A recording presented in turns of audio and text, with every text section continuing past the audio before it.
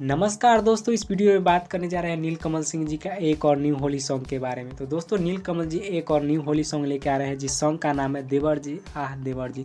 दोस्तों इस सॉन्ग का टीजर आ गया है। अगर आप लोग अभी तक टीजर नहीं देखें तो जाइए हम भोजपुरी यूट्यूब चैनल पर और नीलकमल सिंह जी का न्यू होली सॉन्ग का टीजर देखिए। दोस्तों इस सॉन्ग का 6 मार्च सुबह के 7 बजे रिलीज किया जाएगा। दोस्तों कल सुबह के 7 बजे हम भोजपुरी यूट्यूब चैनल पर नीलकमल सिंह जी का न्यू होली सॉन्ग आप लोगों को देखने के लिए मिल जाएगा। कल सुबह 7 बजे रिलीज कर दिया जाएगा।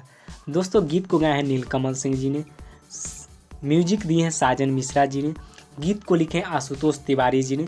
तो दोस्तों इसे ढेर सारा प्यार दीजिएगा, लाइक और शेयर कमेंट कीजिएगा। भोजपुरी के ऐसे ही खबर जानने के लिए हमारे चैनल को सब्सक्राइब करें।